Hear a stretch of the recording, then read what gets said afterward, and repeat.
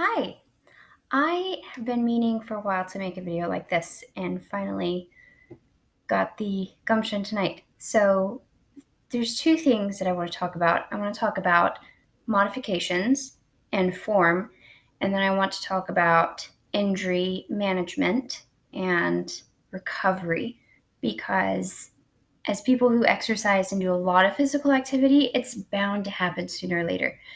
Ideally, all injury is prevented because injuries are generally preventable. But sometimes things happen. We overexert, or we move the wrong way, or we take a bad step, or whatever may happen. So, I wanted to talk about how I manage those things myself in case it is helpful to any of you. And then I want to talk about some modifications for some of the moves that we do a lot because we do have things that they're my favorites, right? Or they're so effective that even though I don't like them, we do them. So there are modifications for things that can be difficult if you have a wrist that's upset or a shoulder that's upset or a knee that's been hurting. And it's really important that when we have pain, it is an indicator usually that something is not quite right. And it's important to listen to that, to respect that, and then to give the body either the means to repair or the time to repair or both.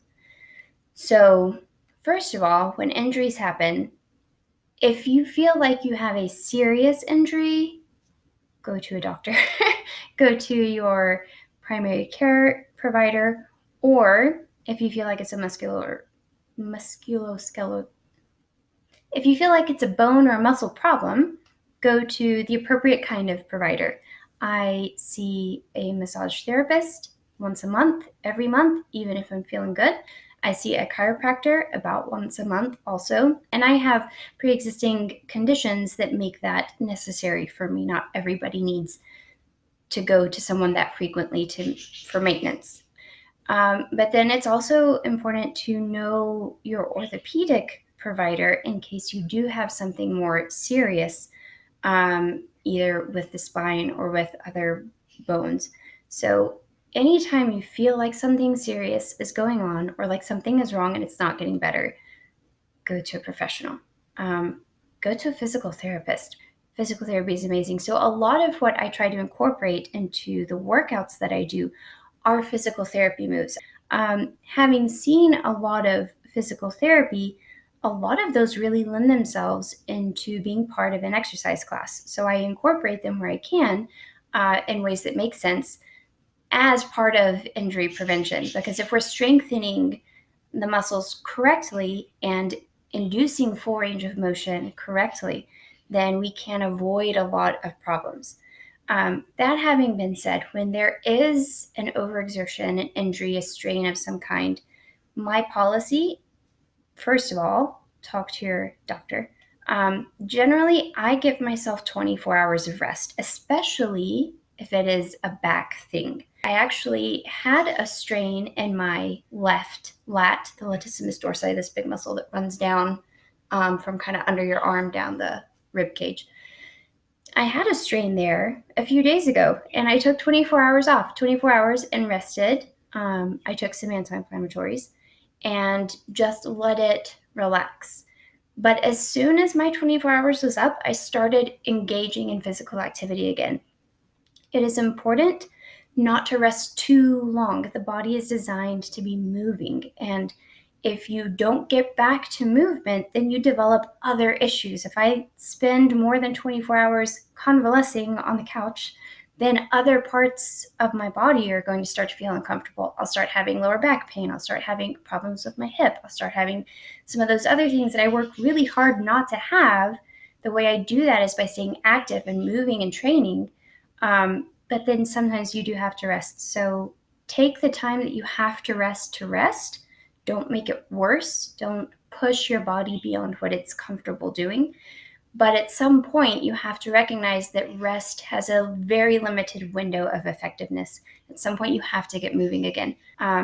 That's how I generally handle those things. I hope that is helpful because sometimes there have been times in my life where I rested too long and then wound up with other problems. So it's just something to keep in mind.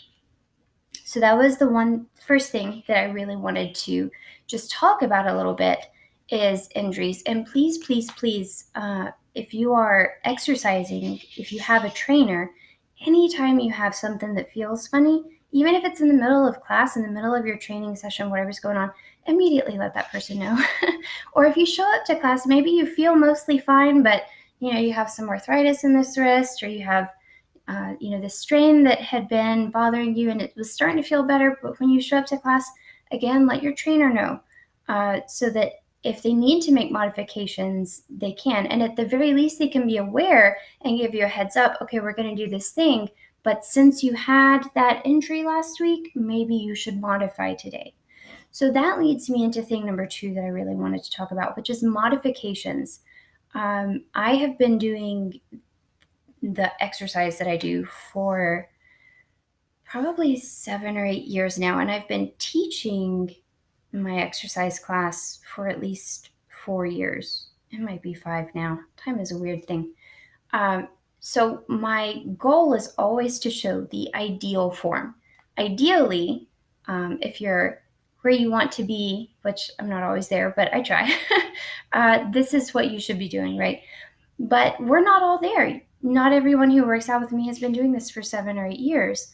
Some have been doing longer. They have more experience, more training, more fitness. They're at a higher level than I am. So they can modify to make things more challenging. Some people are just starting or maybe have only been doing this for a little while. Maybe they did a different kind of training before, and now we're doing things that are different and unusual for the body. And so sometimes modification is necessary to scale back. It is really important never to put so much pressure on yourself to use the quote unquote correct form at the expense of being able to complete the move comfortably. What do I mean by that? Push-ups are the perfect example because push-ups for a lot of people can be a challenge, especially for females. Push-ups can be challenging. We don't come with all that natural upper body strength most of the time. So we talk about the correct push-up form. If you can't do a correct push-up, then do a modified push-up. And in a sense, that's true, not that the true push-up form is the only correct way to do it, but if you can't do a true push-up with the correct form, then you're going to be using a position that is more likely to injure you, so you should use a modified version of the push-up. You should use whichever version of an exercise or whichever modification of an exercise you can do correctly with the proper form and the proper posture. Even if it's way scaled back, sometimes you think, well, I wish there was an in-between move. A lot of times there is, but sometimes there's not. Sometimes you really have to start scaled back so that the muscles can build gradually. As they get stronger, your form will improve, and then you can start adding to the level of difficulty.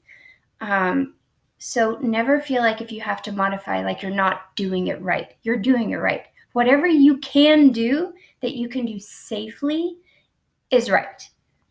When you start doing things that you're not ready for and then you're not doing it in a safe way, that's not right, because that's putting yourself at risk of injury. And that's the last thing we want, because what happens when you injure yourself? Well, like we talked about, then you have to rest, which means you may miss some workouts, some activities, because you're resting, which is part of the necessary recovery process. And then when you get moving again, you have to step back, right? Then you're doing the modifications until you can build back up to where you were. So injury always feels like a setback, which the more you do it, the longer you train, the faster you bounce back from any kind of situation like that.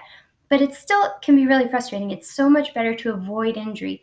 And then one of the best ways to avoid injury, besides staying active, is to stay active in the safest way possible. And that very often means making the modifications. So the next thing I want to do is go through some common moves and talk about some modifications for various levels of intensity, especially things that are specific to certain joints. So let's do that. I'm going to start with a really simple one. I'm going to start with jumping jacks. Jumping jacks are one of the fundamentals because it gets everything moving. So jumping jacks, everybody knows what a jumping jack is, I think. Right. So what are the problems that can happen with jumping jacks? Problem number 1, it is impact. the impact of hitting the floor every time can sometimes cause problems. So what can you do if we're doing jumping jacks and you want to be active, you want to be moving?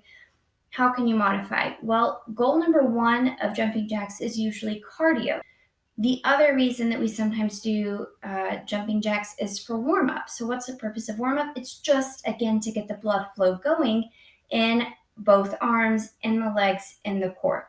So the modified version of a jumping jack that still accomplishes all of those goals is simply to step from side to side with an overhead clap. And you can do this at whatever speed or pace feels comfortable.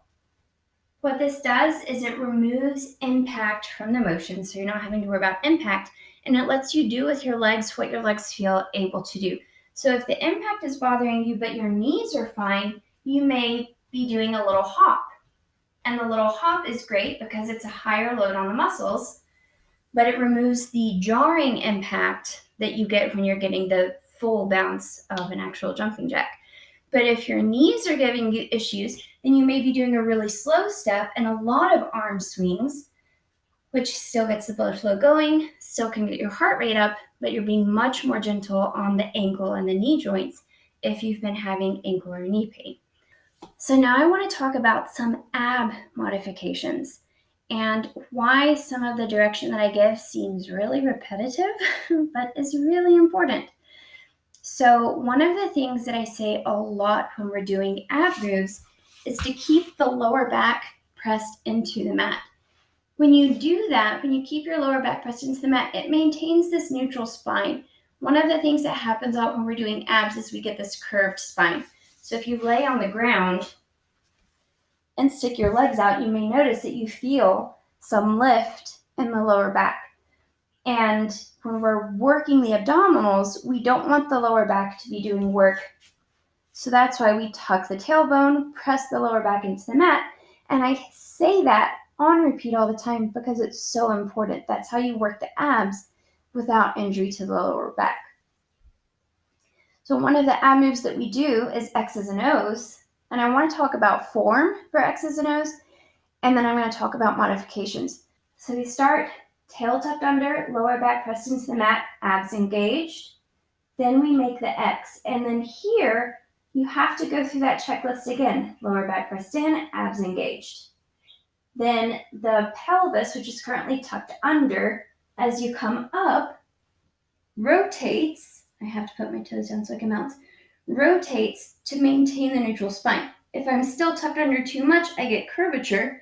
But if I'm poking my bottom out, then it's curving the other way. So it has to rotate just a little bit to accommodate the neutral spine. And then as you come back down, it tucks back under.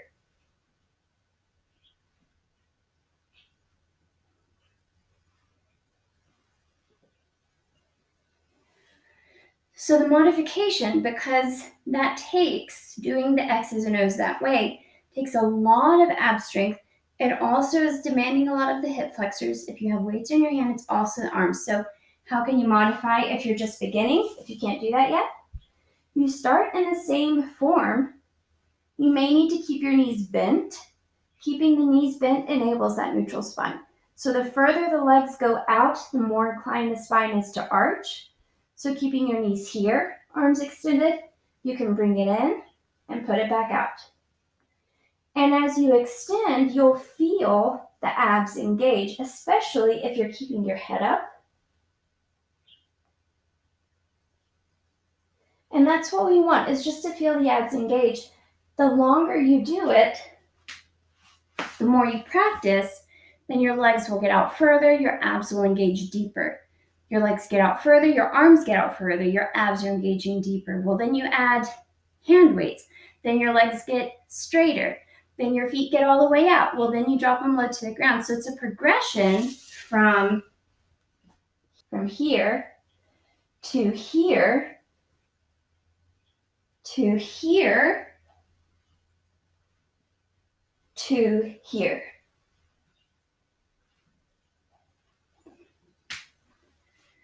And it's important to be patient with yourself as you're making these progressions.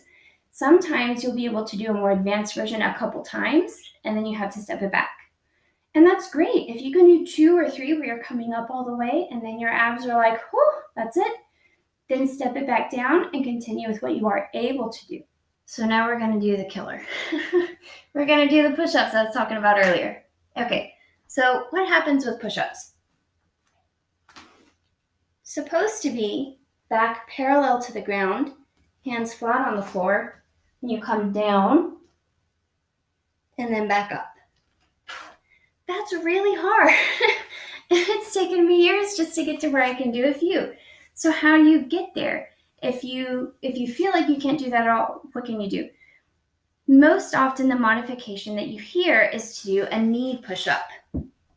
So that's putting the knees on the ground, walking the hands out. So the difficulty here is maintaining the neutral spine. The tendency is to arch or to tuck under so much that you're not actually getting the load. So getting the neutral spine here is difficult. That's reason number one I don't like knee push-ups.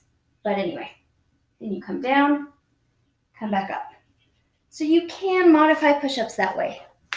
My preference is to modify push-ups at the wall.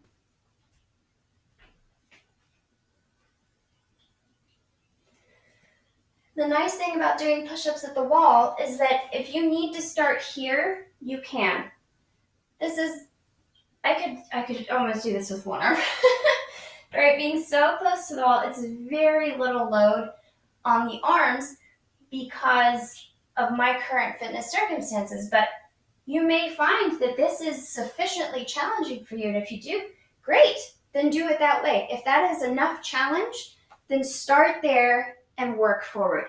As you get stronger, you bring your feet back so that you're doing more of a lean into the wall. You can also do variations where you bring your hands in, where you make your hands really wide, and then you just keep working your way back on these wall push-ups until you have the strength to do more advanced versions like on the floor. It is a gradual progression and it takes a long time to build up to it that way, but I can say it is a safe way to do that, as opposed to, you can just work on hammering out floor push-ups. And if you want to spend 10 minutes a day working on push-ups, you can do that, and eventually you'll get there that way. Just be really aware of the tendons in the elbows that can easily get overworked from doing 4 push-ups if you're not ready. Be very wary of the pull on the back, because if you're struggling to get up, then your back is going to be trying to compensate. So can you do it that way? Yes. But can you injure yourself by jumping right into floor push-ups? Absolutely. And my personal opinion is that even doing them on your knees on the floor to begin with, if you don't have the abdominal strength to maintain your neutral spine, is still a little more risky than I feel comfortable with. Which is why generally when I do push-ups, I ask us to do them at the wall and then give the option for those who feel comfortable doing 4 push-ups to do them on the floor.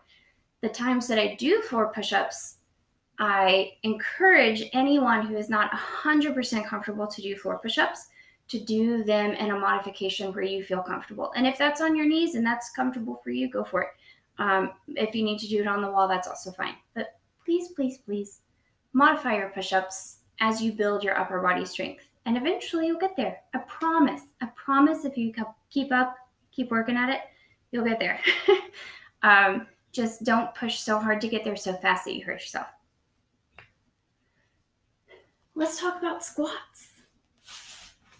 I feel like squats get a bad reputation as an exercise that lends to injury, where maybe it isn't quite as deserved. I think sometimes people get afraid of squats because they're like, oh no, squats, I'm going to break my knee, I'm going to break my back, I'm going to break all these things. And really, I feel like proper squat form is not as complicated as we make it out to be. So let's talk about proper squat form, and then we'll talk about modifications for squats. So proper squat form, I'm going to do this at a little bit of an angle. Hopefully, well, I might just be turning. So the first thing you want to do with a squat is Tuck your tail in, make sure that your spine is neutral so your abs are engaged and your bottom isn't poking out. Bottom poking out here is going to be how you hurt your back doing squats. But if you tighten the glutes, tighten the abs, neutral spine, you should be fine. That's all you have to do to make sure that your back is safe during a squat. Thing number 2 is the knees. And this is where people get really scared. They go, oh no, my knees are going to be over my toes and then I'm going to be broken and injured and not be able to do anything. And that's not necessarily true. So tucking the tail, engaging the abs, you want to make sure that your knees and your toes are pointing the same direction. Why do we say that? Because we want the femur, the large bone of the leg, and the tibia fibula of the bones of the lower leg, and the foot to all be facing the same direction. If they're all facing the same direction, then we don't have funny twisting happening. Twisting, really bad for knees. So just make sure everything is straight as you come down, and you may need to adjust. I almost always, as I get into my squat, I adjust. Now notice, as I come down, I don't know if you can see this, my knee is past my toe. Why is my knee past my toe and I'm not dying? Well, because my femur is a little bit long. I have long legs. I have a long femur, and so this knee is going to push out over my toe simply because of my own anatomy. That's not true for every person, but for me, if I come down into a full squat, even with my neutral spine, with everything pointing the same direction, my knee is coming a little bit past my toes. That's okay. I'm not going to die because everything is in line, so my body can handle the stress because it's not a twisting motion. And then we come back up. The other thing to watch with squats, and this is where you really should have a mirror when you practice squat form until you get really comfortable with it, is to make sure that the shoulder should be coming down to the ankle. So the hips go back, the knees go forward, and the distance from my shoulder to my ankle gets smaller. And then the knees come back, the hips go forward, and we return to normal. And as long as you're doing your squat form more or less like that, you should be fine. So practice alignment with a mirror. Check your knee and foot directions. Make sure they're in a straight line. Make sure that your back is in a neutral spine. That requires engaging the abs, tucking the tailbone just a little bit, tightening the glutes. So what are the modifications you can do for squats? If doing a freestanding squat is more than you're comfortable with right now, what can you do? Well, the first thing I would say is find something to hold on to. You can easily do an assisted squat simply by having something in front of you that you hold on to as you go down and just come down as far as you can. You do not have to squat very far to feel the quads and the glutes engage. So even just holding this, which is barely a squat, holding onto something in front of me, I can still feel those muscles doing some work. So don't think that because we're doing squats, you have to get all the way down into the really deep squat. If you can, that's great. But if you're tired, if it's minute 7 of squats and you're like, I can't get all the way down, don't push it. Pushing past your body's comfort level is how you get injured. We're trying to avoid injury. So either don't come down as far, hold on to something just for that added stability. Make sure that you're keeping your abs fully engaged. And when you need to, stop and rest. Like, honestly, some of the best fitness advice is that when you need to rest. Stop and take a break. If you're watching a video, push pause. Take a little walk, get a drink of water, and then resume. Or even if you're in a workout class, if you need to take a break, just stop, just rest. Just lay on your mat for a second, take a few deep breaths, and then pick it back up. I'm not saying like quit, but listen to your body. When you need a few seconds, take a few seconds. There's no shame in taking a few seconds. Another exercise that I want to talk about, form, not as much modifications as form, is the lunge. So this is another one where we do have to be careful with the knees. I've actually had more people have knee complaints from lunges than from squats. So again, I feel like squats get a bad rap. But anyway, so lunges. How can you do a lunge? One of the concerns with lunges is simply not falling over. Because very often when we do lunges, we feel like we're having some struggle with balance. That is part of why I recommend holding on to some weights while you do lunges. But if you're doing a free-form lunge, what can you do? Best advice I ever got is to think railroad tracks, not tightrope. So if I try to bring this foot directly in front of the other foot and then bend both knees and come down into a lunge, you can see I'm having a little trouble getting stabilized. Now eventually I get here, I can square up my hips, square up my shoulders, stand up tall, and I can hold this, but it is wobbly. Let me just say it's wobbly, and I'm feeling a little pressure in this left knee. So what's the better way to do it? The better way is to think railroad tracks. Just like when you step, you don't necessarily put one foot straight in front of the other. You keep some space between your feet. Keep some space, come down, and then make sure that both knees are bent. It's sometimes helpful to put one leg first, right? Keep this leg straight, get this leg settled. When this leg is settled, then bend this leg, come up on that toe. And there's your lunge. And as you can see, this is way easier to balance in. And then make sure that you square your hips, square your shoulders, sit up tall. Things we want to avoid with the lunge is this number.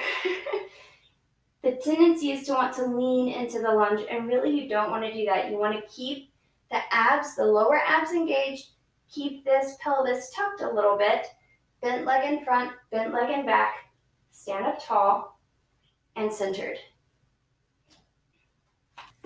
Let's talk about planks. Planks are one of those dividing lines, I feel like, where some people are like, yes, plank always, and some people are like, planks are such a waste of time. And really, like anything else, you get out of a plank what you put into the plank. So we do a lot of planks to try to make sure that we do at least 3 planks of some kind during every workout. Sometimes we do more, sometimes we do less, but that's always my goal, is to get about 3 planks per workout. I love sticking a plank right after cardio because with cardio, your heart rate is already up. One of the disadvantages of planks is that they are static holds. That's exactly what it means, is you get in a position and you hold it. So your heart isn't doing a lot there. Your cardiovascular system is not getting worked by sitting in a plank. So doing a plank right after cardio maximizes the effectiveness of both. You're not losing out on cardio because your heart rate is still up, and you're getting maximum benefit out of the plank because your body's already at a 10. So then doing the plank is just that much better. So that's why I try to position my planks directly after something that, whether it's specifically cardiovascular or just something that has our heart rate up. Sometimes I do planks after like a step out lunge series, where even if it's not the cardio, your heart rate is up. It may as well be cardio. And then we can finish it up with a plank. So let's talk about plank form. The best way to make sure you get safely into a hand plank is to start on your hands and knees. Make sure your hands are under your shoulders, knees are under your hips. Straighten one leg. My back is not far enough back. Straighten one leg, and then bring the other leg to match. Now, you'll notice I am not here. I am here. Why is that? This is a neutral spine that we keep talking about. This is the neutral spine. This is an arch. This puts more stress on my lower back. The other thing you want to avoid is this number, where your bottom's sticking up in the air. It's not super effective as a hand plank. So hands under the shoulders, back parallel to the ground, legs coming down at an angle. And there's your hand plank. Now the forearm plank is going to be very much the same. Elbows under the shoulders, back parallel to the ground. The angle of the legs is much smaller here because your back is closer to the ground. Coming down out of planks is the scary part. Holding planks, not that dangerous, but coming down out of a plank, you always want to make sure you come out slow, come down to your knees, gently come out of your planks. I see people fall out of planks where they're in the middle of the plank and then they just drop. And most of the time that's okay, but sometimes you hurt yourself. So in the interest of preventing as many injuries as can be prevented, my advice is never just drop out of a plank, never just fall out. When you need to take a break from a plank, take a break, but come down slow, come down to your knees first, and then gently let yourself down. Modifications of planks. So part of the problem with a hand plank is the pressure on the wrist. If you have some little hand weights, you can hold on to the hand weight, and that can relieve some of the pressure depending on your wrist problem. Sometimes I just make a fist. If I don't have a weight nearby, I just make a fist when I do my plank. I do that because I have arthritis in this wrist. I broke this wrist some years ago. And so sometimes it gives me trouble in having my hand flat on the floor with the full pressure of my body coming down onto it. Sometimes will aggravate this wrist. So you can just make a fist. The other thing you can do is to be up on the palm of your hand, kind of, so that you're supported by the fingers. I've done that before. It's okay. It's probably better to hold on to a weight. But it at least removes some of that pressure that you can get if you've had a wrist injury. Carpal tunnel is another wrist problem that sometimes can be aggravated, and holding onto weight can sometimes relieve that. Now, forearm planks, if a forearm plank is too much, because you're so low to the ground, you can just come down to your knees. This is an acceptable modification. It still engages the abs. It's not a lot of pressure on the back if you're still trying to stay parallel to the ground. But it's a great introduction to a forearm plank. And then you can start coming up on your toes as you feel able. For a few seconds, come back down to your knees. If you want your planks to be more difficult, or if you're trying to transition from a knee plank to a toe plank, start scooting your elbows forward. That will make it more difficult and help build your tolerance so that then when you scoot them back and come up on your toes, it doesn't feel so bad. I really hope that this has been informative and helpful. I did try to think about the modifications that most often have to be made, the things that I get asked about most often. Well, how can I modify this or how can I modify that? But there's a lot of exercises that I didn't touch on, form or modification. So if you have a specific question about an exercise, if there's one that you would like to know the modifications for to make it more easy or to make it more challenging, or if there's an exercise that you have a question about the form and you do it and you're like, I'm never sure if my form is quite right on these, how can I know? Let me know. Leave it in the comments, or if you have my contact information, just message me. And let me know what questions you have. I would be happy either to get with you one-on-one or to make a video about a particular exercise or modification. Yeah, so I hope this was helpful, and thank you for watching.